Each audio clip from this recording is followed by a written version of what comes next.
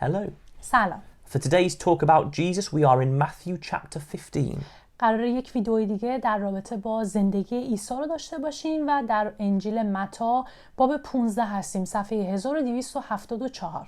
Jesus is back in Galilee after having left for a while.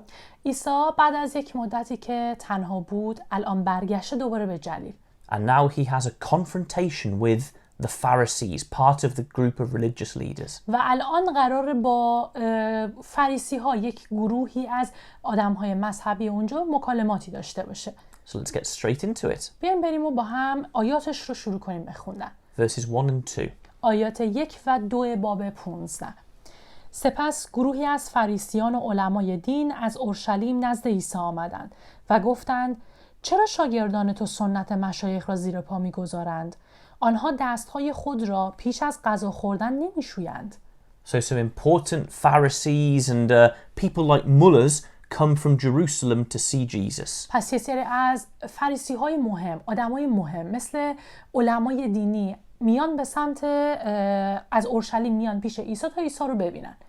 And they ask him a question. و ازش سوالی میپرسن. They say, why are your disciples breaking the traditions of the elders? به عیسی میگن چرا شاگردهای تو سنت قدیمی ها رو دارن زیر پا میذارن؟ They don't say why are they breaking the law of God, نگفتن چرا قوانین خدا رو دارن زیر پا میذارن. because what they're going to talk about was not a law of God. چون در حقیقت حرفایی که قراره در ادامه بزنن در رابطه با قوانین خدا نبوده. It was a tradition they had invented. یه سری سنت هایی بوده که خودشون اون سنت ها رو به وجود آورده بودن. And we can see in verse 2 the tradition was to wash your hands before you ate. و سنتی هم که به وجود آورده بودن رو تو آیه 2 میبینیم که چی بوده؟ شستن دست قبل از غذا خوردن بوده. Now it's always a good healthy idea before you eat to wash your hands. خب همیشه خیلی خوبه، ایده خیلی خوبیه که قبل از غذا خوردن بخواید دست هاتون رو بشورین که پاک باشه. But this was something different.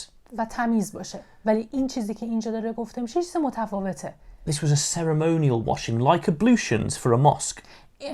این در رابطه با یک کاری صحبت میکنه، یک مراسم مذهبی صحبت میکنه، مثل تطهیری که قبل از رفتن به مسجد انجام میشه.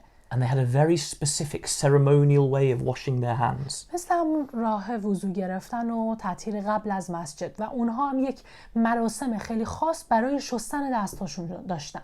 And not just their hands. و فقط هم دستاشون نبود. They would wash cups and plates in the same way, with a ceremony in a certain way of washing and wiping. حتی اون لیوان‌ها، بشقاب‌ها، تمام ظروفی رو که توش غذا می‌خوردن رو هم با یک روش خاص و توی مراسم خاصی میبایست همشون رو میشستن. And they thought this was very good and made them holy and ready to eat. و با خودشون فکر میکردن که این سنت یک سنت خیلی عالیه، باعث میشه که اونها خیلی پاک و مقدس باشن و دیگه الان با انجام این کار آماده غذا خوردن بشن. And they criticized Jesus because his disciples didn't do the same things. و الان دارن از عیسی انتقاد میکنن چون شاگردای عیسی این مراسم خاصی که اونا به وجود آورده بودن انجام نمیدادن.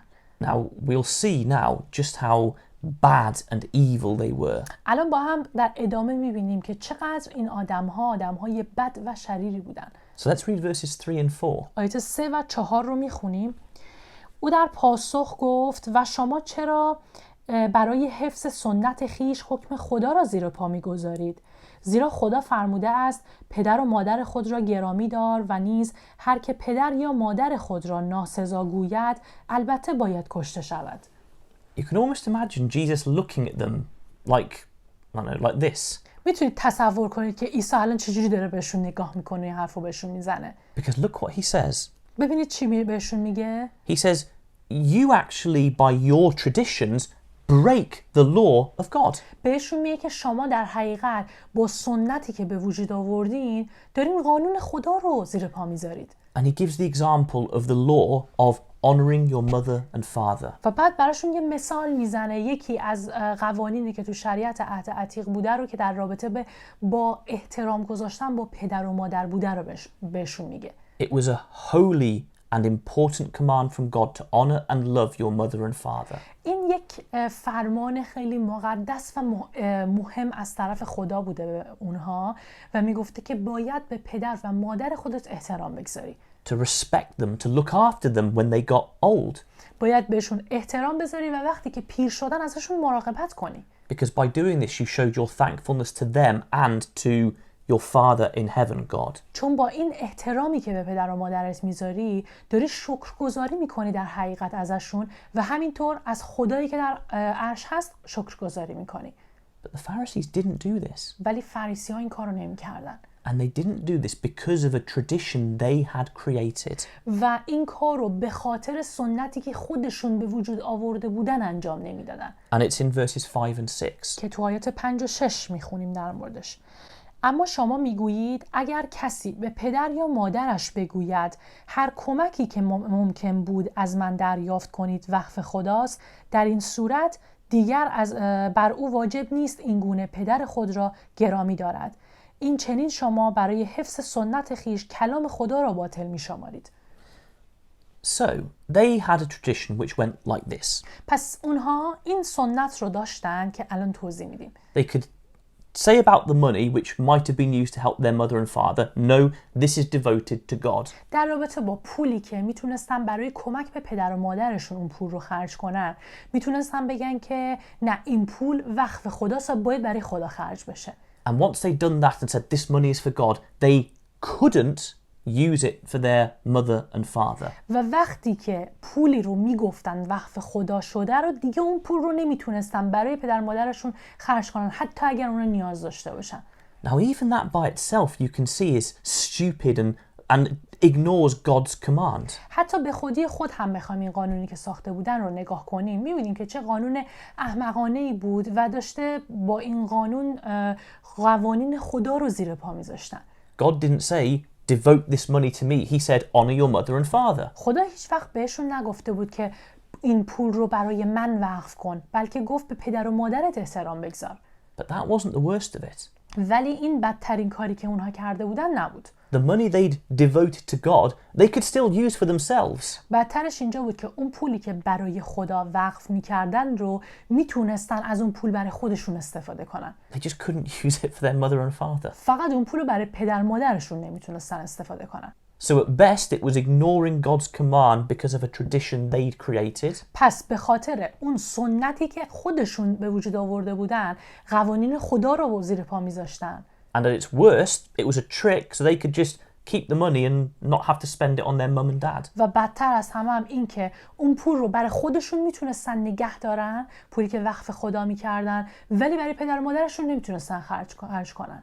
And as Jesus says, you nullify the word of God because of your tradition. و عیسی هم بهشون اینجا همین رو میگه شماها کلام خدا رو در حقیقت باطل کردید به خاطر سنتی که خودتون به وجودش آوردین.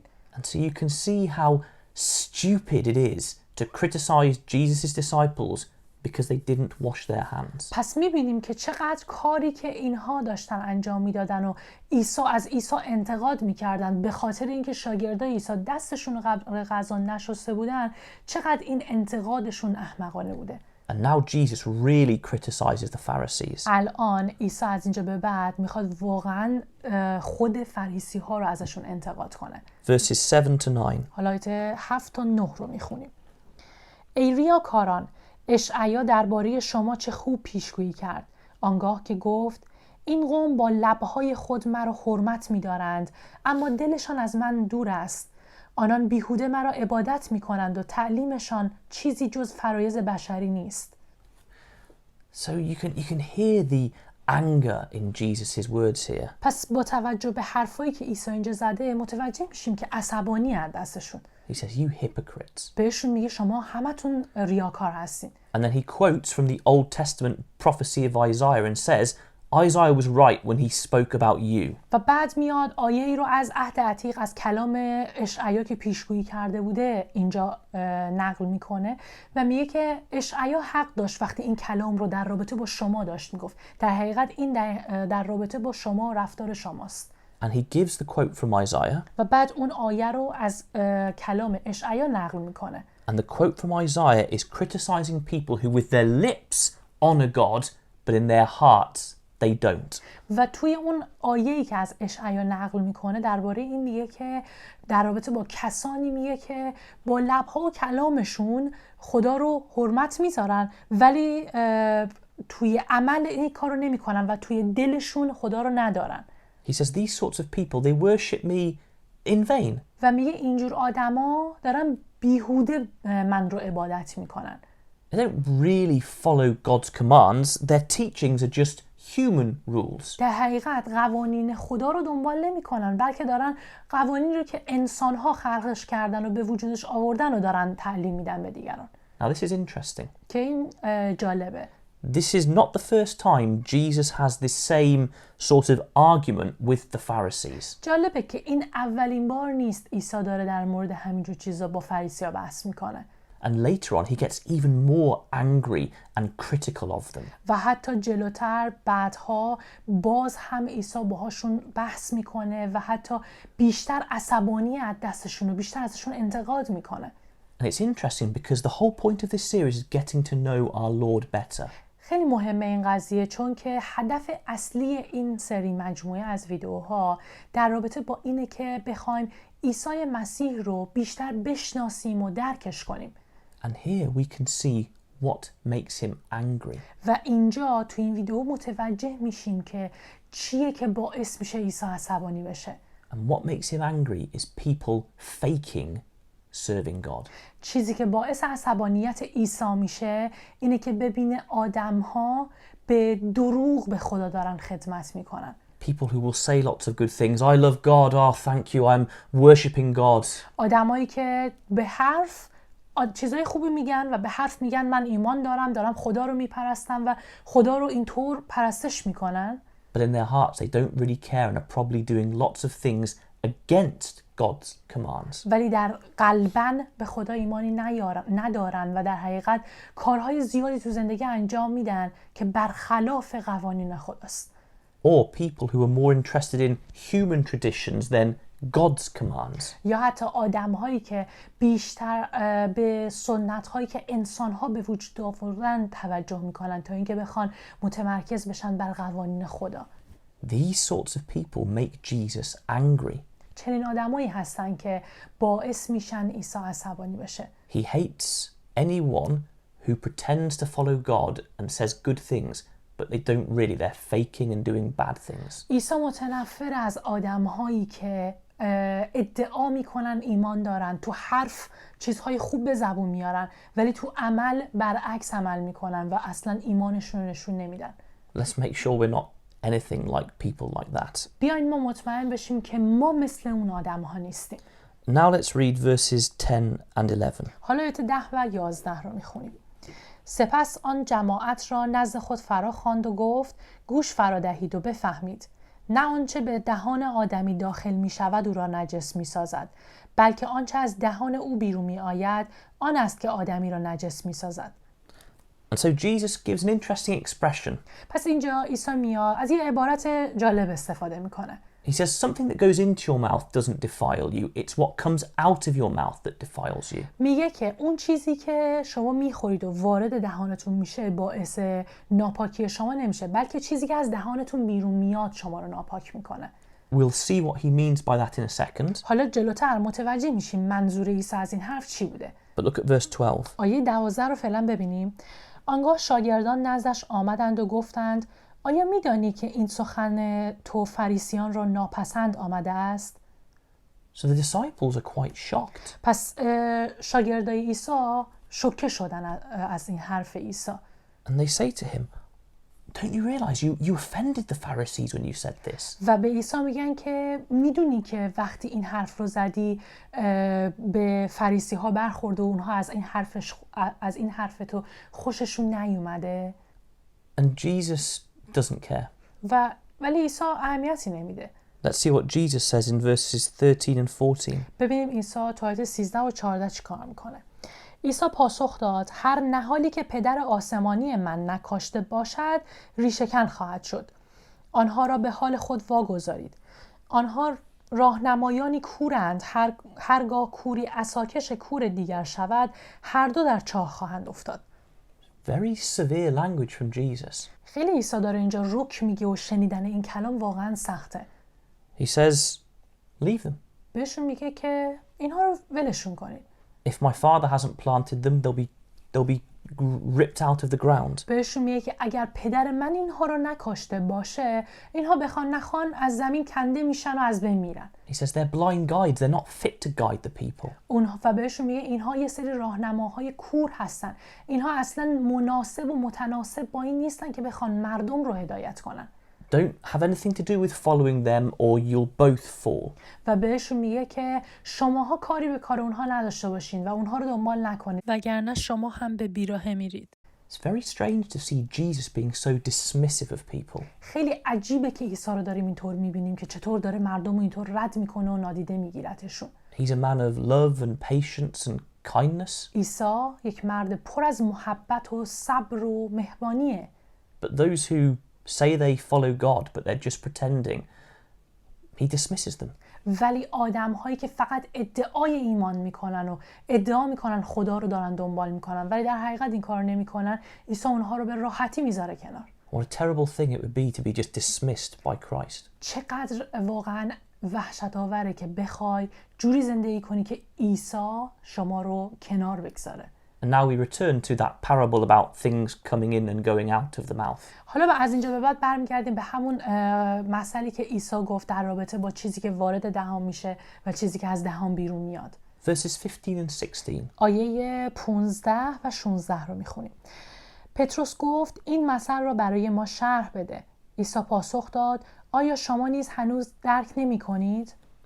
So Peter says, well, that thing you just said, tell us what it means. پتروس بهش میگه که این چیزی که الان این مسئله که گفتی رو برامون توضیح بده که معنیش چیه.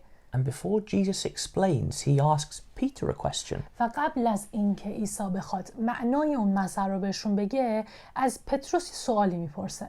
He says, are you still so dull? بهش میگه که هنوزم شک داری؟ هنوزم متوجه نشدی؟ It's an interesting reaction from Jesus. این رفتار و این واکنش از عیسی خیلی جالب بود. He doesn't just tell them, he expresses surprise that they haven't understood. نیومد همینطور سریع معنیش رو بهشون بگه، بلکه داره نشون میده که جای تعجب براش که اینا هنوز درک نکردن حرفشو. He expected better from them. عیسی بیشتر از اینها از اونها انتظار داره. And it's worth remembering that this is Jesus' attitude towards us as well. و شاید بهتر باشه که به یاد داشته باشیم عیسی در رابطه با ماهان دقیقاً همین رفتار رو داره نشون میده، همین چیزو به ما هم میگه. He always expects us to be doing better and getting better. عیسی همیشه از همه ماها انتظار داره که هی بهتر و بهتر بشیم. Just like he expected the disciples to have understood this by now. دقیقاً مثل شاگردانش که عیسی انتظار داشت که دیگه تا الان که این همه مدت باهاش بودن دیگه متوجه حرفای عیسی شده باشن. So let's make sure we're always growing and doing what Jesus expects of us. پس بیاین مطمئن بشیم که ما همیشه در حال رشد هستیم و اونطوری که عیسی از ما انتظار داره رفتار میکنیم. And now let's see what the parable meant in verses 17 to 20. حالا آیه 17 تا 20 رو میخونیم ببینیم معنای اون مسئله که عیسی گفته بود چی بود. آیا نمیدانید که هر چه به دهان داخل می شود به شکم می رود و بعد هم دفع می شود؟ اما آنچه از دهان بیرون می آید از دل سرچشمه می گیرد و این است آنچه آدمی را نجس می سازد. زیرا از دل است که افکار پلید، قتل، زنا، بی‌عفتی، دزدی و شهادت دروغ و تهمت سرچشمه می گیرد. این هاست که شخص را نجس می سازد، نه غذا خوردن با دستهای ناشسته. So Jesus is talking about real uncleanness in the sight of God. پس عیسی داره در رابطه با ناپاکی حقیقی در رابطه با خدا و از دید خدا صحبت میکنه اینجا. The Pharisees thought they would become unclean in God's sight if they ate without washing their hands. فریسی‌ها فکر میکردن اگر دست نشسته غذا بخورن از دید خدا به آدمای ناپاکی تبدیل میشن. And Jesus says, don't be silly, you eat it and it comes out the other end. و عیسی بهشون میگه که احمق نباشین، غذایی که میخورید و فقط میخورید وارد شکمتون میشه و بعدش هم دفعش میکنید. That doesn't make you unclean. و این غذا باعث نمیشه که شماها به یه آدم ناپاک تبدیل بشین. But what comes out of your mouth makes you unclean. بلکه اون چیزی که از دهانتون بیرون میاد شما رو به یه آدم ناپاک تبدیل میکنه. Because usually what's coming out of your mouth is words. چون معمولاً اون چیزی که از دهان آدم بیرون میاد اون کلامشه. And the words are coming from your heart. و کلامم از قلب سرچشمه میگیره. And he says the heart is a place where there is lots of evil. و بعد میگه که قلب هم جایی هست که مکان شرارت‌های زیادیه. He's not saying that every word we say is wrong. این حرف عیسی به این معنی نیستش که هر کلامی که به زبان میاریم بده. But he's making us realize that the real thing which defiles us is our heart, our sinful temptations. فقط داره اینجا این نکته رو مشخص میکنه که بدونیم چیزی که واقعاً ما رو به بدی میکشونه قلب ماست. اون ذات گناه آلود و وسوسه‌گر ماست که ما رو به گناه میکشونه. When those things come out either from our mouth in words or in actions, that's what makes us unclean. وقتی این چیز حالا چه کلام باشه که از دهانمون بیرون بیاد یا اعمالمون باشه که تو عمل انجامش بدیم، این هاست که باعث ناپاکی ما میشه. So he's saying to the people, don't listen to the Pharisees. پس داره به مردم میگه که به این فریسی‌ها گوش ندین. Don't focus on all these washings and being ceremonially clean and ceremonially unclean. به این حرفایی که این فریسی‌ها میگن و این سنت‌هایی که میگن که فقط توی مراسم خاص باید دستاتون رو بشورید و خودتون رو اینطور پاک کنین، اینها رو انجام ندید. He says focus on changing your heart. به اینجور چیزا توجهی نداشته باشین، بلکه توجه به این داشته باشین که قلب خودتون رو تغییر بدین و عوضش کنین.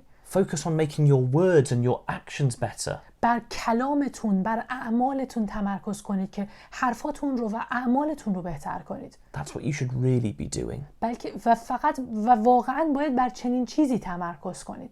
He's encouraging the people to leave this slightly Jewish way of thinking behind. پس اینطوری داره مردم رو تشویق میکنه که اون افکار یهودی رو کنار بگذارن و اونا رو فراموش کنن. And focus on their thoughts, their behaviors and their words. و بر افکارشون، بر کلامشون و بر اعمالشون متمرکز بشن. And spending energy to improve those. و انرژیشون رو بگذارن بر بهبود بخشیدن به حرفها و اعمالشون. And that is our Jesus talk for this week. این اون تعلیمی بود که عیسی به ما داده بود که توی این ویدیو خوندیم. We've seen what makes him angry. تو این ویدیوها دیدیم که چه چیزی باعث عصبانیت عیسی میشه. We've seen he hates those who are faking serving God. متوجه شدیم که عیسی متنفر از کسانی که به دروغ فقط دارن به خدا خدمت میکنن و ادعای ایمان میکنن. And for those of us who are trying to serve God, he wants us to always be doing better. و برای ماهایی هم که داریم به خدا و عیسی خدمت میکنیم، همیشه اونها از ما میخوان که تلاشمون رو بکنیم که بهتر بشیم. And focusing on changing ourselves. و باید متمرکز بشیم بر تغییر دادن خودمون. Thank you. ممنونیم.